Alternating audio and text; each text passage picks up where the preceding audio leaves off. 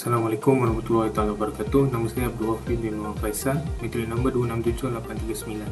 Saya akan membincangkan tentang soalan 1. Kajian kes yang kami lakukan adalah tentang seks sebelum nikah dalam kalangan remaja. Tahap perkembangan yang berkaitan dengan kes kajian ini adalah pada tahap perkembangan remaja, iaitu pada lingkungan 12 hingga 20 tahun. Secara umumnya, isu yang sering dikaitkan semasa tahap perkembangan remaja ini adalah isu seks bebas atau pergaulan bebas yang mendorong kepada perbuatan seks sebelum nikah. Ini adalah kerana pada peringkat ini beberapa perubahan akan berlaku pada kalangan remaja, terutamanya perubahan fizikal dan fisiologikal. Ini adalah kerana pada tahap ini rata-ratanya para remaja sudah akhir balik. Pertumbuhan organ seks juga bermula dan mematang. Pada peringkat ini, para remaja juga mempunyai rasa ingin tahu yang sangat tinggi, dan oleh kerana organ seks mereka sudah bertumbuh dan hormon seks sudah berkembang, mereka mudah untuk terjebak dengan kegiatan seks sebelum nikah ini. Pada tahap perkembangan remaja juga, mereka mengalami krisis identiti, rasa ingin memberontak dan yang selalu orang tua katakan darah muda. Untuk kajian kes responden pula, responden mula terjebak melakukan seks sebelum nikah bermula pada lingkungan umur 16 ke 17 tahun. Responden menyatakan yang isu ini berlaku kerana responden mula melakukan pergaulan bebas yang di mana perbuatan itu mendorong rasa berminat untuk mendekati kaum lelaki dan bermula pada tahap perkenalan ke tahap percintaan dan akhirnya tewas dengan seks sebelum nikah. Kita dapat lihat di sini yang pada umur tersebut rasa ingin tahu responden mula meninggi, dan apabila digabungkan dengan hormon seks yang menaik dan tiada pantauan dari golongan dewasa dalam keluarganya, maka terjebaklah dengan seks sebelum nikah. Pada tahap ini, kebanyakan remaja tidak terlalu memikirkan kesan perbuatan yang mereka lakukan dan hanya ingin berseronok sahaja, dan responden juga tidak terlepas dari melakukan kesilapan yang sama. Sekian sahaja dari saya, terima kasih. Seterusnya, faktor-faktor yang menyebabkan isu ini berlaku ke atas responden. Berdasarkan temu bual yang dijalankan bersama responden kami yang dikenali sebagai Cik Siti, boleh mengatakan faktor dia boleh terjebak dalam hubungan seksual ini adalah disebabkan oleh pergaulan bebas. Pergaulan bebas itu bermaksud interaksi antara individu dengan individu yang lain secara terbuka tanpa terikat dengan mana-mana peraturan, sama ada dari segi undang-undang maupun hukum hakam Islam. Hal ini dapat dibuktikan dengan hasil kegiatan dari responden kami, di mana sebelum terjadinya hubungan seks tersebut, dia dan teman lelakinya hanyalah perkenalan dan kemudian menjalinkan hubungan cinta. Pada awalnya, dia dan teman lelakinya hanya bersentuh-sentuhan dan berpegang-pegangan tangan. Lama-kelamaan, mereka mula terbiasa dengan perbuatan tersebut dan seterusnya menyebabkan dia terjerumus ke fasa yang lebih ekstrim, iaitu seks. Selain itu, terdapat beberapa faktor lain yang menyebabkan remaja zaman sekarang sangat mudah terjebak dalam hubungan seks di luar nikah. Antaranya ialah faktor usia remaja yang mudah terpengaruh dengan perasaan ingin tahu dan ingin mencuba, justru menyebabkan mereka dengan senang terjebak dalam hal ini. Dalam lingkungan usia 12 hingga 18 tahun, biasanya remaja sudah mencapai usia akhir balik dan berlaku perubahan hormon. Remaja mudah mempunyai keinginan seksual yang mendorong kepada rasa tertarik kepada individu yang berlainan jantina. Sebagai contoh, perempuan menyukai lelaki dan begitulah sebaliknya. Oleh itu, Islam melarang umatnya untuk mendekati zina serta menundukkan pandangan daripada melihat perkara yang tidak sepatutnya, kerana melalui pandangan sahaja sudah boleh menimbulkan keinginan seksual. Allah SWT berfirman, "Qul lil mu'minina yaghuddu min absarihim wa yahfazu furujahum dzalika azka lahum innallaha khabirun bima yasnaun." Katakanlah kepada orang-orang lelaki yang beriman, hendaklah mereka menahan pandangannya dan memelihara kemaluannya, yang demikian itu adalah lebih suci bagi mereka. Sesungguhnya Allah Maha mengetahui apa yang mereka perbuat. Seterusnya, faktor tekanan emosi dalam hubungan kekeluargaan juga merupakan punca terjadinya masalah tersebut. Hal ini dikatakan demikian kerana apabila remaja menghadapi masalah atau tekanan dalam suatu buah keluarga, seperti ibu sering bertekai, bapa selalu mengabaikan tanggungjawab dan sebagainya, maka remaja yang mengalami konflik tersebut akan memberontak dan mencari rakan-rakan untuk meluahkan perasaan serta menghilangkan tekanan. Mereka akan mula melakukan hal-hal yang boleh menimbulkan kemarahan dan kebimbangan sebagai tanda protes terhadap ibu bapa mereka.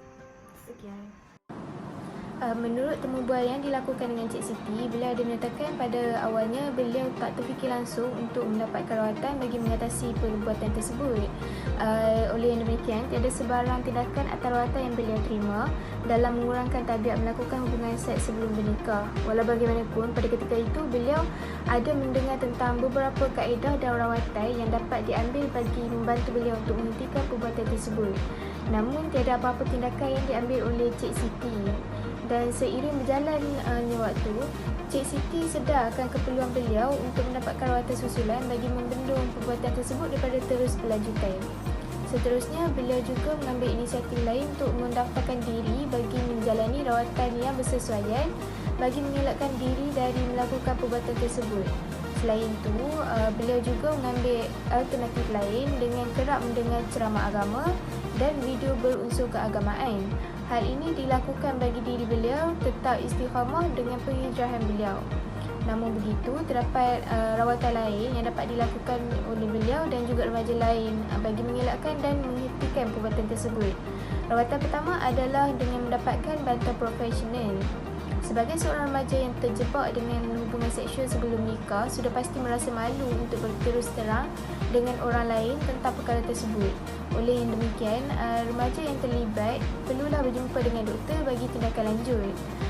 Rawatan lain yang dapat dilakukan juga adalah dengan menjalankan kaedah kaunseling. Kaedah kaunseling kebiasaannya dikendalikan oleh pakar kaunselor. Remaja yang terlibat perlulah mencari kaunselor berdaftar bagi mendapatkan kaedah kaunseling. Hal ini dikatakan demikian kerana pakar yang terlibat dalam bidang kaunseling ini dapat mendiagnosis tahap ketagihan seksual dan sebagainya yang dialami oleh remaja yang terlibat. Setelah proses mendiagnosis dilakukan, pakar dapat memberi cadangan dan mengemukakan langkah yang perlu dilakukan bagi mengawal perkara tersebut daripada berlaku. Assalamualaikum warahmatullahi wabarakatuh. Nama saya Nurhaliza Nabila binti Azhar, nombor matrik 262-523. Okey, saya akan teruskan tentang teori-teori perkembangan.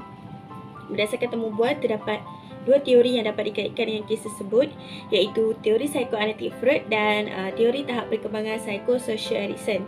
Okey, teori psikoanalitik Freud. Teori ini sebenarnya bukanlah berasal daripada psikologi, tetapi berasal daripada psikiatri kerana Freud sendiri adalah seorang neuropsikologis. Teori ini melihat perkembangan manusia yang dipengaruhi oleh dorongan tidak sedar yang memotivasikan perkembangan manusia. Terdapat 3 peringkat asas yang penting, iaitu tahap sedar, separa sedar dan tidak sedar, yang merupakan komponen ID, ego dan juga superego. Berdasarkan kes ini dan kajian ini, perkara itu dapat dikaitkan dengan peringkat ID dan juga tidak sedar. ID merupakan minda tidak sedar manusia dan ianya adalah sumber tenaga mental. Ia agak mementingkan diri sendiri dan perkara itu tidak beretika sama sekali. Ia beroperasi mengikut prinsip keseronokan dan juga membawa kepada perkara negatif dan juga tidak baik.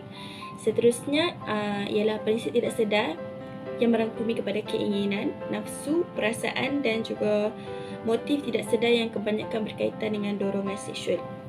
Okey, teori seterusnya ialah teori tahap perkembangan psikososial Erikson. Okey, kes ini dapat dikaitkan dengan salah satu elemen utama di dalam teori perkembangan psikososial Erikson, iaitu perkembangan identiti versus kekeliruan identiti. Okey, jika kita tahu pada fasa ini merupakan tahap kelima di dalam teori perkembangan psikososial Erikson, iaitu remaja yang berumur 12 hingga 18 tahun. Hal ini dapat dikaitkan kerana menurut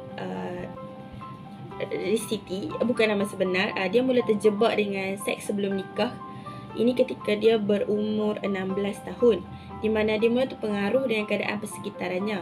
Siti juga memberitahu bahawa perasaan ingin tahu dan ingin mencuba yang membuatkan dia terjebak dalam masalah tersebut. Pada fasa ini, remaja mula mencari identiti diri mereka. Sebagaimana apa yang perlu mereka jadi, apa yang terbaik buat mereka. Okey, oleh itu, ibu bapa perlu memainkan peranan yang penting dalam membina identiti diri yang baik dalam kalangan anak-anak.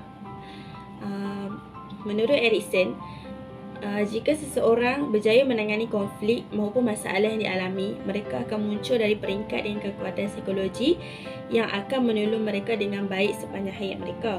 Sekiranya mereka gagal menangani konflik dengan berkesan, mereka mungkin tidak dapat mengembangkan kemahiran yang diperlukan untuk identiti diri yang kuat.